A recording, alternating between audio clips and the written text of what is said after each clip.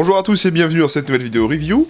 Et aujourd'hui, comme vous voyez cette grosse boîte, je vous présente une réplique licenciée Fenerstal. Vous l'avez vu au titre, aujourd'hui je vous présente donc une M249 Para, revendue par Cybergun et fabriquée par A&K. Alors, cette réplique c'est une collaboration en fait avec Cybergun, Fenerstal et A&K pour fabriquer plusieurs types de M249. Elles sont sorties il y a 1 an ou 2 ans, je me rappelle plus exactement de la date, mais voilà. Donc en fait, on en a plusieurs modèles, de la M249 MK2, de la 249 MK1, même la MK46. Donc la boîte est toute simple, logo Cybergun ici, le logo AK ici, une petite poignée de transport, au dos on a les instructions de Cybergun, et sur le flanc droit vous aurez l'étiquette avec le modèle exact de la référence. Donc petite info, moi le modèle que je vous présente c'est la référence 20004. Alors qu'est-ce qu'on a à l'intérieur? Donc déjà on a un support mousse pour protéger tout cela, et voilà donc l'intérieur de la boîte. Alors on trouvera déjà l'ammo box de 2500 billes, donc ammo box en plastique type M249 AEK, la crosse Para qu'on ira monter sur la réplique. Donc en fait toutes les répliques de M249 vous seront livrées démontées en deux, donc ça sera à vous de les assembler. Donc là on a la crosse type Para, et normalement dans le fond on doit avoir 2 goupilles. Donc voilà les goupilles pour assembler la crosse. Ici on a un petit outil pour régler l'organe de visée avant, et vous verrez qu'il ne sert pas à grand chose, on va voir ça juste après. Bien sûr on a la réplique de la M249 Para, et sous la mousse expansée vous trouverez une tige de nettoyage débourrage. Alors je n'ai pas de manuel pour cette réplique, je crois pas qu'on en avait dans la boîte, c'est bizarre. Je pense que le manuel est à retrouver sur le site de Cybergun, mais il y en avait pas en papier, c'est dommage. En tout cas quand mon pote l'a acheté, parce que oui cette réplique c'est un ami à moi qui se l'a acheté à la porte ouverte de Power Gun de cette année, et quand on l'a déballé, on n'avait pas de manuel, donc oubli du magasin ou du fabricant, je ne sais pas, bon enfin bref, on va s'en passer, mais c'est dommage de pas l'avoir pour la review, c'est tout. Et donc voilà le contenu complet. La réplique, l'ammo box, la crosse de la réplique et 2 goupilles pour l'assembler. Et ben première chose à faire, c'est d'assembler tout cela. C'est pas bien compliqué, on a que 2 goupilles à mettre. Donc la crosse vient se mettre ici, première goupille qui vient ici, et la deuxième vient dans le trou au-dessus, elle ressort de l'autre côté, et il faut juste visser la tête de la goupille, avec cette grosse vis, là. On peut le faire à la main ou avec une pince, ça le fait. Et voilà, on a assemblé la réplique. Vous voyez, c'est pas bien compliqué en fait. Comme je vous l'ai dit, chaque modèle de M249, il faudra monter la crosse parce qu'elles sont déjà livrées, démontées en deux. Et bien voici donc la réplique du jour, la M249 Para de chez Cybergun avec A&K. Donc ce sont des répliques en fait métal et polymère, mais pour la plus grosse majorité quand même, c'est le polymère. On va avoir quelques pièces en métal, on va les détailler après. Fini les anciennes M249 full metal qui pesaient 8 kg, là on est sur quelque chose qui est à peu près à 5 kg grand max, 4 kg et quelques je crois. En fait ça a l'avantage d'être beaucoup plus maniable, beaucoup moins casse-bras et casse-dos pour les transporter sur le terrain toute la journée. Et vous allez voir que mine de rien, ces petites répliques de M249 ne sont vraiment pas si mal. Pour ceux qui connaissent la chaîne depuis longtemps, moi j'avais une M249 Para GP que j'avais fait full upgrade par Vince Gearbox Custom Airsoft. Et ben je ne l'ai plus. Je ne l'ai plus parce que je l'ai vendu, un peu par regret maintenant, mais bon je l'ai revendu quand même. Et au final quand je vois ce qu'on peut faire avec ça d'origine, vous allez voir que c'est vraiment pas si mal. Déjà commençons par l'historique de l'arme parce que c'est bien une arme réelle, allons-y. Le M249 Light Machine Gun LMG en français, anciennement M249 Squad Automatic Weapon pour saut et officiellement Light Machine Gun 5,56 mm. M249 est l'adaptation pour l'armée américaine du fusil mitrailleur FN Minimi, un fusil mitrailleur belge fabriqué par la Fenerstal. Le M249 est fabriqué aux États-Unis en Caroline du Sud par la filiale américaine de Fenerstal, FN Manufacturing LLC, et il est largement utilisé dans les forces armées américaines. Il a été introduit en 1984 après avoir été jugé comme la plus efficace d'un certain nombre d'armes candidates,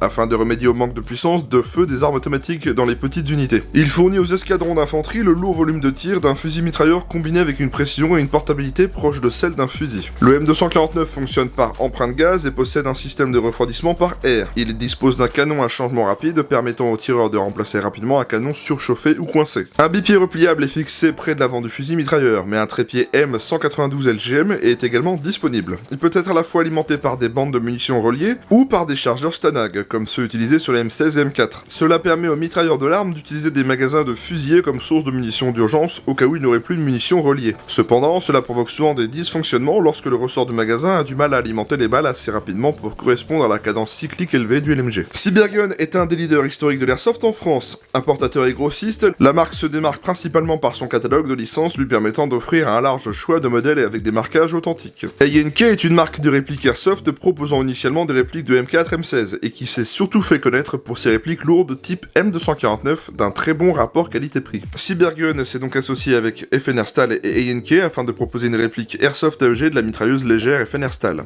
Voilà donc pour l'arme à la réplique. Eh bien allons-y parce qu'on a quelques petites choses à voir aujourd'hui. Déjà, j'ai pas de manuel. Si jamais je trouve le manuel sur internet, je vous l'affiche à l'écran. Après, la plupart du temps, Cybergun fait des manuels plutôt simplistes, mais qui apprennent à utiliser de la réplique correctement lorsqu'on l'achète. Jusqu'à maintenant, ça s'est toujours bien passé avec les manuels, donc voilà. Comment est-ce qu'elle fonctionne, cette réplique? Eh bien, c'est un AEG standard. Donc qu'est-ce qu'un AEG? Ce sont des répliques qui fonctionnent avec une batterie. En fait, la batterie va alimenter ce qu'on appelle la gearbox. C'est une boîte où on fait remonter un piston qui comprime de l'air et utilise l'air comprimé pour faire partir la bille. Sur la plupart des répliques, ça reproduit le mode semi et full automatique. Sur cette réplique, vu que c'est une réplique type fusil mitrailleur, on va juste reproduire le mode full automatique ou sécurité. Donc en fait, on va tirer en full tout le temps, continuellement. C'est généralement le plus simple pour commencer à l'airsoft. Bon, pas forcément avec ces répliques-là parce que les tirs répliques type soutien, c'est pas les moins chers, mais ça s'est bien amélioré parce qu'avant, on avait quand même des répliques type soutien à 400-500 balles. Maintenant, on les trouve à 350-300 €. Donc ça se désigne donc sous le nom AEG pour Automatic Electric Gun. Tapez donc Airsoft AEG sur Google et vous trouverez plein de modèles. Regardons les marquages. Alors oui, parce que Cybergun a les licences Fenerstal et on les a sur cette réplique. Alors, ça va pas forcément être du marquage réaliste. Alors ici, à la peinture blanche, Fenerstal, donc la licence Fenerstal, donc la fameuse manufacture belge qui fabrique les SCAR, les FNX45, les FN Minimi, enfin bref, une manufacture d'armes que j'aime beaucoup personnellement. Minimi 6 mm avec un numéro de série. Alors retenez bien ce nom, Minimi, parce qu'il faut savoir une chose, c'est que en France, dans les armées françaises, le FN Minimi, c'est le fusil mitrailleur, qui est exactement pareil que la M249, à la différence que sur la FN Minimi, on peut régler la cadence cyclique de l'arme. Et il me semble pas que la M249 puisse le faire. La M249, c'est la version américaine pour le coup. J'avais eu cette explication par quelqu'un qui avait été dans l'armée française et qui m'expliquait que le FN Minimi, il avait un réglage de cadence et pas la M249. Et ce qui est drôle, c'est que là, on a un marquage FN Minimi, mais ils appellent bien cette réplique M249. Après voilà, nous c'est une réplique, donc ça change pas grand chose. En dessous, on a typiquement rien. On n'a rien sur la crosse. On en a quelques-uns à droite, juste ici. Donc on va avoir un US Machine Gun, alors que juste devant, on avait le FN Minimi, voilà ce que je vous disais. 6 mm M249. L'autre côté, on a FN Minimi, et là, on a M249. Un numéro de série, je sais pas s'il est unique. Et puis un tout petit numéro en dessous, je sais pas à quoi il correspond. Rien sur les organes de visée, à part les petits réglages. Rien sur le garde-main, rien en dessous. Enfin bref, il n'y a pas énormément de marquage, mais il me semble pas que le vrai M249 ou le FN Minimi ait tant de marquage que ça, à part les marquages sur le côté droit et gauche. Peut-être des numéros de série sur les crosses, etc., mais là, il n'y a rien. Et puis, sur la Mobox, on n'a aucun marquage non plus. Voilà, donc comme ça, c'est réglé. Contrairement à la GP que j'avais avant, on avait les inscriptions ici. Là, il n'y a rien. On a au moins les licences sur la réplique, c'est déjà pas mal. Nous, c'est des répliques d'Airsoft, donc c'est pas forcément 100% réaliste. En tout cas, voilà, on a au moins la licence, et ça, c'est cool. Alors, pour les contrôles de cette réplique, eh bien, c'est une type M249. On en a déjà vu 2 ou 3 sur cette chaîne, je me rappelle plus, à vrai dire. On a une chose intéressante, c'est que contrairement à la version GEP, sur la réplique type AEK, on a une sécurité fonctionnelle. La sécurité est juste ici, avec ce bouton là. Donc là, elle est activée, donc quand il est enfoncé vers la droite, la sécurité est activée. Si je le reporte de l'autre côté, comme ceci, là on désactive la sécurité et on pourra donc actionner la queue détente. Au passage, vous entendez, c'est une queue détente sur contact. Ensuite, à l'arrière, on a une crosse type para. Donc la crosse type para, l'avantage de cette crosse, c'est que déjà on peut la rétracter comme celle-ci. Pour la déplier, tout ce qu'on a à faire, c'est tirer. On a un ressort, on pivote d'un quart de tour et on la coince dans son logement. Et là, on a une crosse type para. Et à l'arrière, on a même cette petite chose qui permet de bien caler sur l'épaule. Donc ça, c'est cool. Et voilà, pour la replier, ça se passe comme ça. On a un attache-sangle ici. Alors attention, il est en polymère, j'aurais pas forcément confiance, personnellement, à force de l'utiliser. Je m'y connais pas trop sur les types M249, mais bon, à l'avant, je ne vois pas spécifiquement d'attache-sangle. Je suis pas sûr, mais je crois qu'ici, cette petite ouverture avec le trou, c'est un attache-sangle. Donc on le retrouve exactement pareil de l'autre côté. Est-ce que c'est vraiment l'attache-sangrelle? Je sais pas. S'il y a des connaisseurs de la vraie, n'hésitez pas à me dire. Au niveau des organes de visée d'origine, on a un œilleton à l'arrière, en fait, qui va permettre de s'aligner avec le guidon à l'avant. Alors il n'est pas du tout réglable. Tout à l'heure, je vous disais que dans la boîte, on avait quelque chose pour régler le cran de mire avant, et il sert à rien parce qu'en fait, c'est pas réglable. C'est directement un organe de visée fixé avec des vis sur le capot supérieur, mais en fait, on peut juste tourner, mais ça sert à rien parce que il se passe rien. Vous voyez, j'ai beau tourner la molette et ça ne bouge pas l'organe de visée. Donc, il n'y a pas de réglage sur cette version, contrairement à ma GEP qui avait les réglages fonctionnels. Normalement, sur un vrai, on peut régler en hauteur et en dérive. Là, on pourrait même pas régler la hauteur parce qu'il n'y a pas de molette. Et puis, bien sûr, on a le guidon avant, type M249. Pareil, lui, il est pas réglable. Pourtant, vous avez l'outil dans la boîte, mais vous pourrez pas le changer. Donc comme ça, c'est réglé. Sur la version para, contrairement aux autres versions, on a bien sûr un rail Picatinny. Donc ce rail Picatinny, il est en polymère, donc il fait très bien l'affaire pour mettre un accessoire, c'est pas le problème. On a la poignée de changement de canon rapide, ou de transport juste ici, vous avez des petits crans sur la fixation, donc là on peut la déplier comme ceci, on peut la pousser en arrière pour aller la mettre, comme ceci par exemple, ou même complètement la rabattre sur le côté droit. On a un bipied intégré à la réplique, donc il est en dessous, pour ce faire, on va pincer, on va le déplier. Voilà, et donc là on pourra poser la réplique, parfait pour faire du tir couché. On a différentes façons de le faire, donc soit on peut le mettre vers l'avant comme ceci, voilà, soit on peut le tenir comme ça pour s'en servir un peu comme une poignée, ou alors le rabattre complètement en dessous, dans le garde-main, comme ceci, voilà. Alors le bipied est réglable en hauteur, je sais pas si vous verrez bien, mais en fait sur les bipieds on a des petits crans de réglage de hauteur. Donc par exemple, on va appuyer dessus et on va tirer le pied.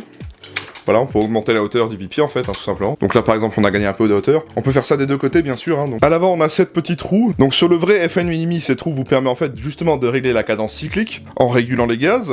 Sur le M249 il me semble pas qu'il y ait cette pièce. C'est ce que m'avait dit mon ami qui était dans l'armée. Donc là on peut juste le tourner, ça sert typiquement à rien sur la réplique, mais pour le côté réaliste, vous pouvez le faire quand même. Vous avez à l'avant un cache-flamme qu'on peut dévisser pour y mettre un silencieux. Donc c'est du 14 mm CCW classique, pas de problème là-dessus. Donc au passage il est en métal, si vous posez la question. On voit un petit peu le canon interne qui dépasse du canon externe. Le filetage est juste ici. Alors par contre, faites attention au diamètre de votre éventuel modérateur de son ou traceur, parce que justement la pièce qui permet de réguler les gaz, cette pièce-là en dessous là, peut potentiellement vous gêner à aller se mettre sur le filetage. Donc ouais, c'est un détail. Alors peut-être qu'on pourra virer la pièce, je sais pas. Voilà, faudra faire attention au diamètre en tout cas. Sur le dessus de la réplique, on a le capot supérieur. Donc pour l'ouvrir, on a aussi un petit loquet et un autre au même endroit de l'autre côté.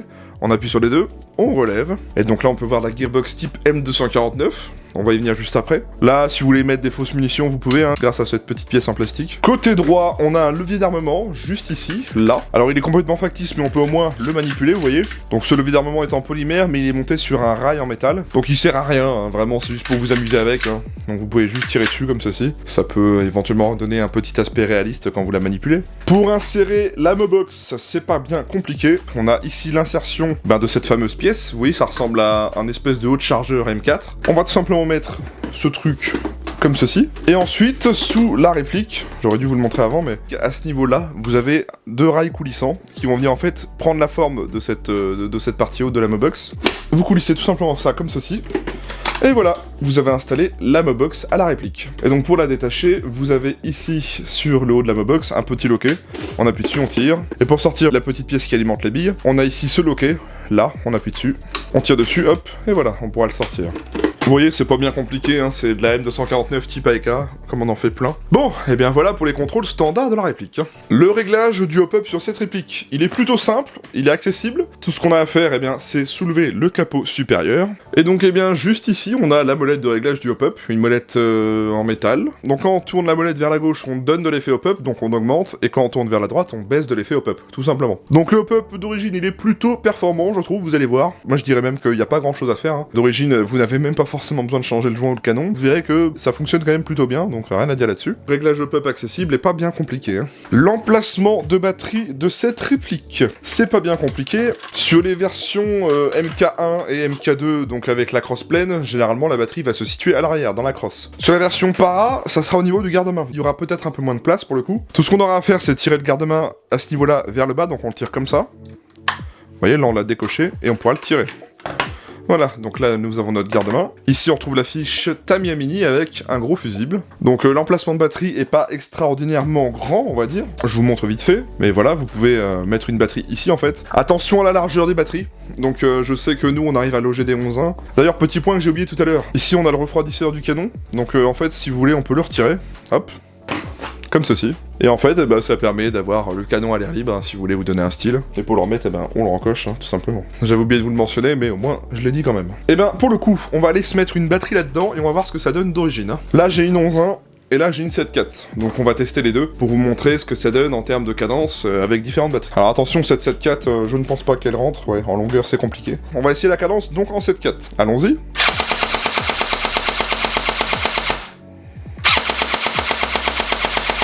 Donc ouais, pour le coup, c'est plutôt lent, on est d'accord. Enfin, forcément, c'est une 7.4. On va essayer maintenant une 11.1. D'ailleurs, au passage, donc cette 11.1 rentre dans la réplique, c'est celle qu'on a utilisée pour le test de tir. Si vous posez la question, vous avez le lien en description, et c'est une 11.1 900 mAh de chez ASG. Et donc forcément, 11.1, ça sera bien mieux. Allons-y.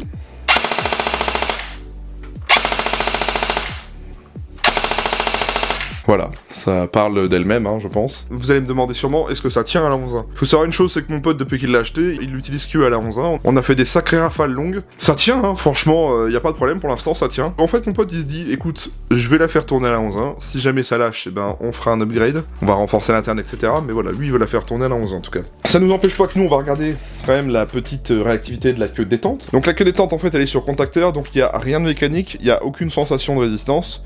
Donc ça part de là. Et le tir se fait là, voilà. Donc le tir, je dirais qu'il se fait à mi-course au milieu de la queue détente. Hein.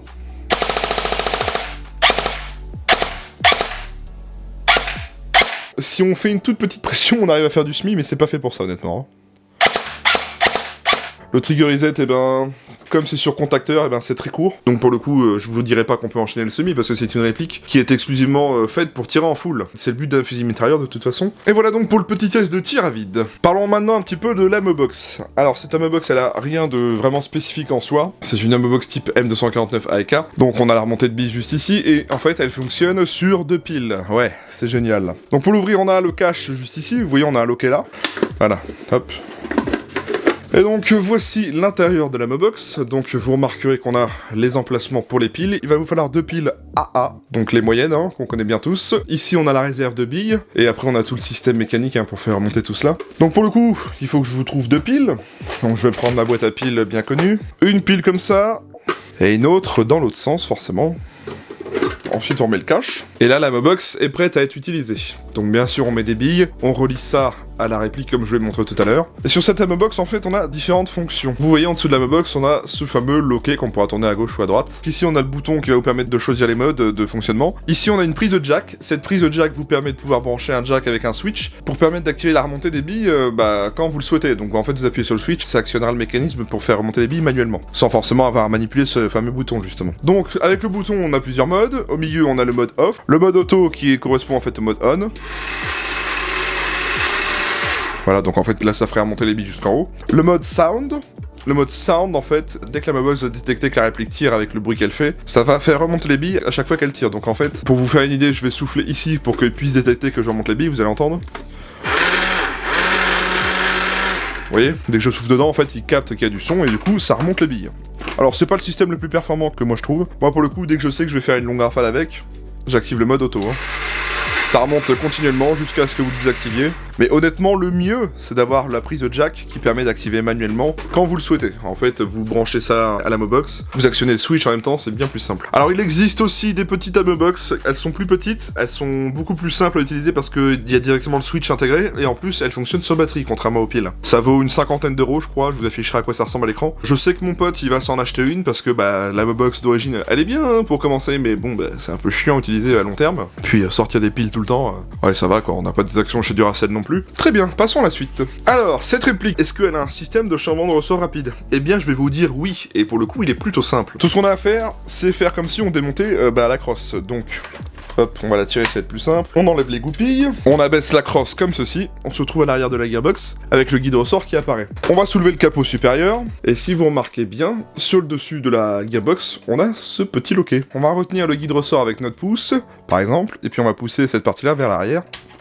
Hop, voilà. Donc là, voilà le guide ressort, et voilà notre ressort d'origine, tout simplement. Donc vous voyez que le changement de ressort rapide, il est vraiment pas compliqué, hein. C'est ça que j'aime beaucoup avec cette réplique. Si on arrive en CQB et que la réplique est un peu trop puissante, on n'a rien de temps, on change le ressort et c'est réglé. Donc ça, c'est un très très bon point pour le coup. Donc voilà, le système de changement de ressort rapide, ce que j'aime bien, c'est qu'il est très simple. En fait, on a juste à retirer la crosse pour plus de facilité, actionner cette petite partie, et puis le guide ressort sort tout seul par l'arrière. Donc très bon point à ce niveau-là en tout cas, voilà. Alors autre point intéressant, cette réplique dispose également d'un système de changement de canon rapide. Un peu comme sur la vraie pour le coup. Enfin, en tout cas, nous, ça va nous permettre d'accéder au canon interne bien plus rapidement. Pour ce faire, en fait, eh bien, je sais pas si vous allez bien voir, mais au milieu de la réplique, on a en fait ce petit levier là, qui est actionné par cette grande pièce métallique. Donc en fait, avec ce levier juste ici, regardez bien, je vais l'actionner. Hop, vous voyez, ça a désengagé eh ben, le canon. Et là, on pourra sortir, eh bien, tout simplement, le bloc canon externe, canon interne, et on pourra accéder directement au canon interne avec le bloc hop-up. Donc si vous voulez juste travailler sur le canon interne et le bloc hop-up, eh ben, vous n'avez pas à tout démonter, vous avez juste à sortir le canon externe, comme ceci. Donc ça reproduit plutôt bien le système réel, parce que c'est comme ça qu'on change le canon sur la vraie M249, ou sur la FN Minimi pour le coup. Et ben, pour le remettre, eh ben, on remet tout comme il faut. Vous aurez en fait, entre guillemets, accéder le levier. Voilà. Donc en fait, c'est pas bien compliqué, hein. Le bloc hop-up a des guides qui permettent de bien se raligner avec le trou du pitch chargeur. Et voilà donc pour le démontage du canon, tout simplement. On va regarder si on peut bel et bien utiliser des chargeurs M4. On va utiliser le traditionnel trio de la chaîne, chargeur PTS, chargeur aussi et chargeur Battleaxe. Le PTS. Ah si, le PTS rentre et feed. Alors pour le coup, vous voyez que c'est un peu moins sympa que la Mobox, hein, pour le coup, je suis bien d'accord, hein, mais bon, ça permet d'avoir, hein, entre guillemets, une petite réserve de secours si jamais la Mobox est vide. Ça, c'est le Rossi. Un peu plus de jeu, mais ça a l'air d'être rentré, ça feed, ok. Très bien. Et le Battleaxe. J'ai mis des réserves sur le Battleaxe, et donc pour le coup, on peut bien utiliser des chargeurs type M4. Donc voilà, les chargeurs M4 fonctionnent, et bah vous pouvez utiliser les chargeurs M4, c'est comme vous voulez. Hein. Alors au niveau matériaux et finition de la réplique, on l'a abordé tout à l'heure au début de la vidéo, je vous ai dit que la majeure partie c'était le polymère. Cybergun et AK, les anciennes M249 full metal, c'est fini, donc maintenant la plupart du temps c'est soit du full polymère, soit un mélange des deux. Là en fait c'est un peu un mélange des deux. On va avoir quelques parties métal, mais il y en a pas beaucoup quand même. Pour le coup, la réplique est construite en polymère, donc ce n'est pas de l'ABS bien cheap qui plie quand on appuie dessus, c'est un plastique quand même, mais un peu plus renforcé que l'ABS classique, donc c'est déjà pas mal. En polymère, nous aurons le corps de la réplique, toute la partie basse, le capot supérieur avec le rail, le garde-main bien sûr, le refroidisseur juste ici, la petite partie ici de la poignée pistolet bien sûr, la partie ici de la crosse, le levier d'armement comme je vous l'ai dit tout à l'heure. Pour le reste, on va avoir du métal, donc on aura du métal sur les tiges de crosse avec l'arrière ici avec le talon, la queue détente, le ponté, bien sûr tout ce qui est goupilles, visserie, etc. c'est du métal, pas de problème. Le rail de fixation de la Mobox est en métal, le bipied également est en métal, partout. Tout le canon externe qu'on a vu tout à l'heure, eh bien, est en métal. Ici, la partie de la tige de la poignée ici, eh bien, est en métal. Le levier de démontage du canon est en métal, lui aussi, bien sûr. L'insertion ici de la tête de la Mobox est en métal. Le rail du côté droit au niveau du levier d'armement, comme je vous l'ai dit, il est en métal aussi. Donc ça fait un mélange des deux, mais quand même, la majorité, c'est le polymère. C'est un avantage et un inconvénient. L'avantage, c'est que déjà, c'est beaucoup plus léger et beaucoup plus maniable, et en termes de jeu sur une journée, c'est bien plus sympa pour votre dos et vos bras. L'inconvénient forcément c'est qu'on touche au réalisme, si vraiment vous voulez une M249 full metal, faut acheter la GEP. Bon pour le coup ça touche un peu au réalisme, mais je dis pas que ça fait cheap et jouer. On est quand même sur une réplique qui fait 4700 grammes, donc ça fait presque 5 kilos. Ah ouais, c'est quand même sympa à porter, je veux dire ça fait pas un truc tout léger, donc voilà. En termes de finition, alors on a quelques petites parties qui ont du jeu, mais c'est pas très choquant. On a la poignée qui bouge un tout petit peu de temps en temps. J'ai vérifié, hein, ça va pas casser ni rien. C'est juste qu'en fait, c'est l'assemblage qui est comme ça. Mine de rien, la crosse, à la boîte sur tige, j'ai fixé par deux goupilles, et je trouve pas qu'elle ait énormément de jeu, honnêtement. Après, les assemblages de la réplique, je trouve que c'est quand même correct. Quand on la regarde comme ça, et on voit qu'il y a certaines parties polymères, mais quand vous l'avez dans les mains, je vous assure que ça fait pas jouer, quoi. Bon, certes, les marquages sont pas gravés, ils sont peints à la peinture blanche, c'est pas plus choquant que ça, honnêtement. Moi, je trouve que c'est des bonnes petites répliques. Il y a rien d'horrible là-dedans, hein, pour vous dire, moi, je suis même prêt à m'en racheter une, mais comme celle-ci. Et quand je vois comment ça fonctionne bien en sortie de boîte et d'origine, ouais, je me dis, je crois que je suis pas loin d'en racheter une quand même, donc bref. En termes de finition, franchement, c'est loin d'être déconnant. La Mobox, je l'avais dit aussi pour la GP, je trouvais que les plastiques de la Mobox faisaient cheap et que ça grinçait. Vous voyez, quand on appuie dessus, on sent que ça grince. J'ai plusieurs commentaires de gens qui ont été dans l'armée, et merci à eux de m'avoir guidé là-dessus. Mais il se trouve que la Mobox de la vraie FN Minimi et de la vraie M249, eh ben c'est cheap aussi. Je savais pas, je pensais que c'était quand même très solide, mais non, en fait, non, c'est juste limite du consommable, en fait, c'est un machin de plastique qui plie, qui grince et tout le bordel. Le seul but, c'est qu'ils mettent des munitions dedans. Dès qu'il est vide, ils le balancent et ils le remplissent plus tard. Non, pour le coup, c'est plutôt, on va dire, réaliste, parce que, c'est la même chose, c'est un peu un truc qui plie et qui grince quand on appuie dessus, donc... Pour le coup, là, c'est plutôt réaliste. Bon, pour conclure, hein, au niveau finition et matériaux, moi je trouve que mine de rien, pour le prix de la réplique, c'est vraiment très correct. Voilà. Parlons maintenant des caractéristiques techniques. Alors, c'est une réplique de calibre 6 mm à propulsion AEG, disposant des modes de tir sécurité et full automatique uniquement. Elle est annoncée par le fabricant à 1,3 joules, soit 380 FPS. On verra ça au test chronie pour le coup, parce que j'avais essayé de tirer dans mon pote pour voir si ça faisait mal. Il avait l'air de dire que ça pique, alors on est plutôt curieux, on verra bien. Elle fait une longueur minimale de 790 mm pour 920 mm de long maximum. La longueur de son canon interne est de 350 mm et c'est un diamètre de 6,08 mm d'origine. Elle pèse 4700 grammes, elle dispose bien d'arrêt tactique intégré d'origine. Son chargeur est une ammo box plastique de 2400 billes électriques. Elle dispose bien du hop-up réglable, elle ne dispose pas du blowback. C'est une gearbox type M249, elle ne dispose pas de MOSFET d'origine. Elle dispose bien d'un système de chambement de ressort rapide d'origine. Elle est fabriquée entièrement en polymère et quelques parties métal. Elle est de couleur noire et c'est fabriqué par A&K pour Cybergun avec les licences Fenerstal. On a fait le tour de la réplique. On va aller au test chronie et au test de tir et je vous retrouve juste après. A tout de suite. Ok, 7-4 pipeaux, allons-y.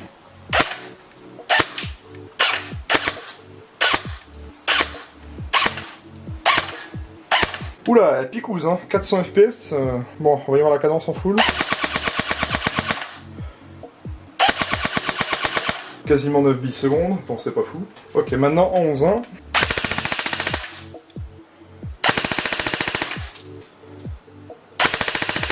Donc on a une moyenne de 400 FPS, donc pour le coup elle tape fort d'origine. Bon l'avantage c'est qu'on a le changement de ressort rapide. En 11-1 on est aux alentours de 14 billes secondes, et en 7-4 on est aux alentours de 9 billes secondes. Voilà ce que ça donne en termes de cadence.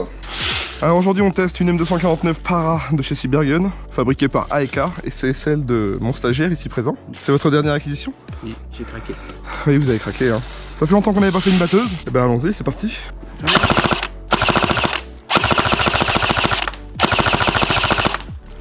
Merde. J'aime mieux comme ça.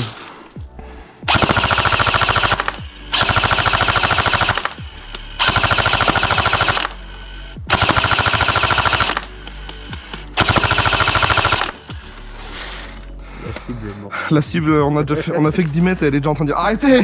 Arrêtez, putain. Oh, je vais faire ça, bordel.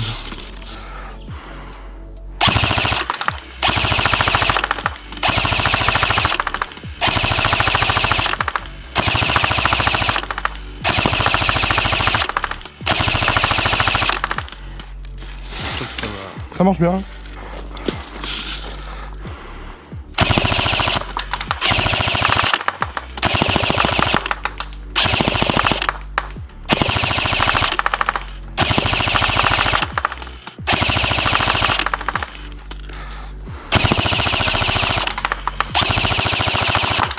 Ça y va, hein?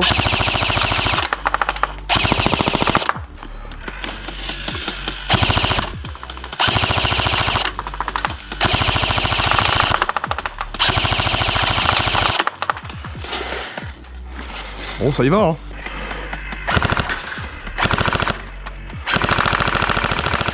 Pourquoi s'emmerder, hein?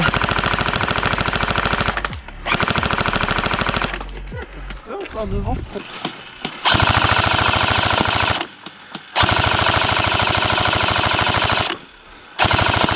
Voilà, la cible, on peut plus. Hein. Voilà donc le test de la 249 Para Cybergun avec AEK.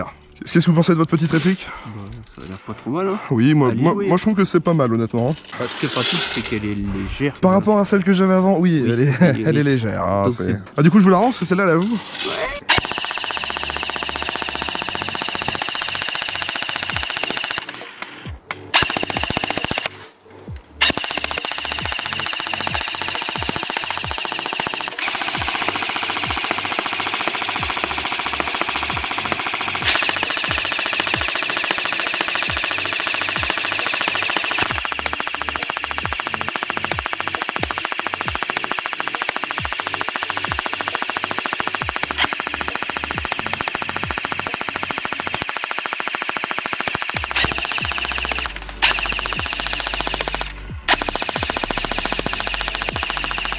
Je ressors donc du test de tir, alors que vous dire sur cette réplique? Eh bien écoutez, j'ai trouvé ça plutôt convaincant. Même à 45-50 mètres, on touche la cible. Donc quand on est gunner, le but c'est de faire baisser les têtes pour aider les copains à avancer ou apporter un tir de soutien. Pour le coup, elle remplira parfaitement le rôle si vous l'utilisez en 11-1. Alors en 7-4, elle est jouable, hein, c'est pas le problème, vous aurez de la portée, etc. Mais la cadence fait qu'elle sera bien moins rapide, pour le coup. Au test chronie, vous l'avez vu, j'ai fait un test de cadence en 7-4 et en 11-1, pour voir la différence. Si ça peut rassurer certains, mon pote l'utilise tout le temps en 11-1 et à ce jour, aucun problème. Donc bon bah on verra bien ce que ça ça donne dans l'avenir. Mais tant que la réplique n'aura pas eu de problème, eh bien on l'utilisera en 11.1, et puis si un jour elle a un problème, il fera un upgrade et une fiabilisation de l'interne. À la rigueur, si vraiment ça casse, je vous ferai un retext sur Facebook et Instagram, mais pour l'instant, RS. Pour le hop-up, eh ben il est plutôt performant d'origine, même son canon est pas mal, on dispose quand même d'un groupement très correct pour une réplique de ce prix-là. Le hop-up permet de jouer même à la 0.28 d'origine, je trouve que c'est quand même vraiment bien pour une réplique sortie de boîte. En plus, comme je vous l'ai dit, si jamais vous souhaitez le changer, il y a moyen, vous avez l'accès au canon rapide, vous changez le canon et le jouez en hop-up, et au pire des cas, eh ben vous gagnez un peu en performance. Mais voilà, il n'y a pas forcément besoin d'origine, c'est ça que je veux vous dire. La réactivité, eh bien oui, c'est très correct, donc c'est pas la plus grosse réactivité, mais de toute façon, comme on fait que du full automatique, je vois pas l'intérêt quoi. Là on est vraiment sur du full, donc là ça n'a rien à voir. Les finitions et matériaux, je suis plutôt agréablement surpris dans le sens où même si c'est du plastique et du métal, eh bien les finitions sont loin d'être dégueu, honnêtement, c'est pas un truc bien cheap qui plie et qui grince, là c'est quand même plutôt correct, surtout encore une fois au prix de la réplique, vous allez voir. Le seul point négatif que je donnerais à la réplique, c'est un peu la mobox. La mobox des fois elle est un peu chiante, vous l'avez vu au test de tir, des fois elle remonte bien, des fois elle remonte pas bien. Le système à pile, moi personnellement je trouve ça juste horrible. Il y a des nouvelles gearbox à 50€, plus petites et qui fonctionnent sur batterie avec un switch intégré. Pour conclure ce petit essai, c'est une réplique de M249 que je vous recommanderais si vous cherchez une réplique de type batteuse. Oui, si vous voulez vous lancer dans le mode gunner, essayez avant de vous lancer dedans. Si ça vous plaît, achetez cette réplique. Elle est vraiment plutôt performante d'origine en tout cas. Voilà. En termes de prix, alors c'est là que je trouve que la réplique est quand même plutôt intéressante. Donc cette vidéo n'a aucun partenariat avec n'importe quel de mes partenaires. Je vous dis juste où je l'ai trouvé sur les sites. Donc en France, la moyenne du prix de cette réplique, c'est 350€. Donc 349,90 pour la plupart du temps. Alors moi je l'ai vu à vendre chez DG Airsoft, je l'ai vu chez OP Store, je l'ai vu aussi chez Powergun, donc c'est d'ailleurs là qu'il l'a acheté, donc pour le coup, 350€ pour une réplique de type batteuse, moi je trouve ça correct. Quand j'ai commencé l'airsoft, les batteuses c'était 500, 400 balles. Certes, on a plus les mitrailleuses full métal, on a du mélange de polymère et métal, mais ça reste quand même sympa à porter, ça donne des sensations de tir, on a l'impression d'être Rambo, enfin bref, c'est toujours intéressant, j'ai envie de dire. Je tiens à rappeler que y a aussi les batteuses Cybergun fibre de nylon complètes, donc elles sont complètement fibre de nylon avec un système ETU et une gearbox V2. Celles-là sont moins chères, mais je les ai pas encore essayées celles-là. En tout cas, pour celle-ci, 350€, moi je trouve pas ça extraordinairement cher. Donc voilà, maintenant vous avez le prix. Petit dernier point, je vous l'ai dit, la vidéo n'a pas vraiment de partenariat, mais je tiens à vous le rappeler pour ceux qui arriveraient ou qui découvriraient la chaîne. Sachez que sur la chaîne, vous avez plusieurs possibilités de soutenir cette chaîne gratuitement. Soit vous utilisez mon lien affilié Airsoft Entrepôt en description, en fait, dès que vous utiliserez ce lien en passant une commande sur l'Airsoft Entrepôt, en fait, bah vous, ça vous coûtera pas plus cher, mais ça soutient indirectement la chaîne gratuitement. Dès que vous passez votre commande, moi j'ai le droit à des petits avantages derrière. Vous faites entre guillemets un tout petit don à la chaîne, mais sans rien débourser, donc c'est vraiment parfait pour vous, et puis pour moi ça m'aide aussi. Il y en a déjà pas mal qui l'ont fait, donc un grand merci à eux, un grand merci à tous ceux qui le feront ensuite. En faisant ça, en fait, vous soutenez indirectement la chaîne, et moi ça me donne une belle petite motivation, mine de rien, ça prouve que les vidéos plaisent, donc c'est cool. Pour ceux qui souhaiteraient éventuellement acheter chez DG Airsoft, sachez que